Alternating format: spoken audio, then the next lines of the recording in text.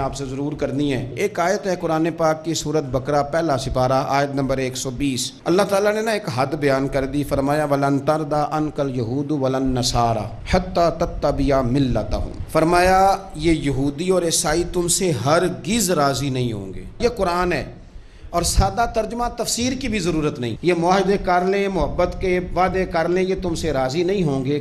کب راضی ہوں گے؟ حتیٰ تتبع ملتہم، یہاں تک کہ تم ان کے دین کی پیروی کرنے لگ جاؤ۔ میرا جب پہلی دفعہ پاسپورٹ بنا تو میں نے سارا پڑھا، کتابیں پڑھنے کا شوق تھا شروع سے۔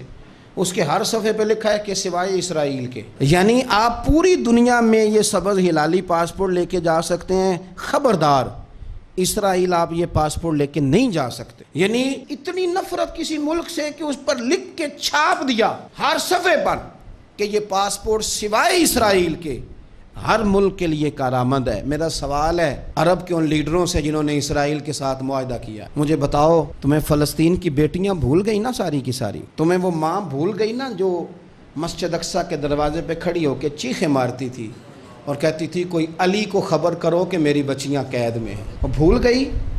تمہیں وہ بہن بھول گئی نا جس پر شراب کی بوتل انڈیلتے تھے اسرائیل کے فوجی؟ وہ آپ کو ابھی بھی ویڈیو مل جائے گی، وہ انڈیلتے تھے شراب کی بوتل اور اسے پکڑتے تھے، دست درازی کرتے تھے، اور وہ بیٹی کہتی تھی یا رحمت للعالم۔ بھول گیا تمہیں وہ سارا کچھ؟ تم نے 1 منٹ لگایا اور تم معاہدہ کس سے کروا رہے ہو؟ امریکہ کے صدر سے؟ اتنا ظلم کیا تم نے، اتنا قاتل کے ساتھ معاہدہ؟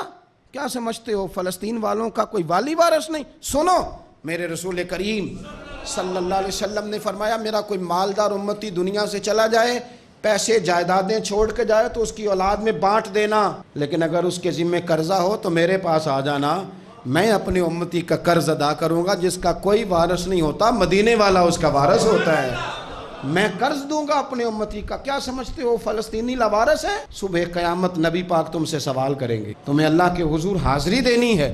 کیوں نہیں صلح کرتا اسرائیل فلسطین کے ساتھ؟ لبنان کے ساتھ دوستی کیوں نہیں کرتا؟ شام سارا کٹ گیا اسرائیل کی وجہ سے، آج تمہیں خیال آیا ان کے ساتھ معاہدہ کرنے کا؟ ہمیں سبق پڑھاتے ہو خدا سے ڈرو۔ اور پھر اقبال کہتے ہیں مسلمانوں سے مایوس نہ ہونا، حکمرانوں سے زیادہ امیدیں بھی نہ لگانا۔ وہ جو چھوٹے چھوٹے لوگ نکلے تھے نا صحرا سے، بظاہر غریب تھے، بظاہر ان کے پاس مال نہیں تھا، وہ خالد بن ولید جیسے، وہ سعد بن ابی وقاص جیسے، بظاہر ان کے پاس زیادہ اسلحہ نہیں تھا۔ اقبال کہنے لگے مایوس نہ ہونا، یہ نہیں کہنا بن کچھ نہیں سکتا، فرمانے لگے رات میں نے سنا ہے فرشتے آپس میں باتیں کر رہے تھے۔ واہ اقبال تیرا بھی انداز کتنا نرالا ہے۔ کہنے لگے رات فرشتے آپس میں باتیں کر رہے تھے، میں نے سن لی ہیں۔ بھلا وہ کیا کہہ رہے تھے؟ یہ سارے لوگ نا خالد بن ولید، سعد بن ابی وقاص، یہ صحرا کے رہنے والے تھے، اور اس وقت کی سب سے سپر پاور روما کہلاتی تھی، الٹ پلٹ کے رکھ دی ساری رومی سلطنت۔ تو اقبال کہنے لگے رات فرشتے آپس میں باتیں کر رہے تھے کہ سنا ہے پاکستان کے ہندوستان کے مسلمان جوان مایوس ہو گئے۔ کہنے لگا نہ مایوس ہونا، نکل کے صحرا سے، جس نے روما کی سلطنت کو الٹ دیا تھا، نکل کے صحرا سے۔ گرمی دیکھو اس شعر کی، ولولہ دیکھو اس مرد کا جو مصور پاکستان ہے، نکل کے صحرا سے جس نے روما کی سلطنت کو الٹ دیا تھا، سنا ہے میں نے یہ قدسیوں سے، وہ شیر پھر ہوشیار ہوگا۔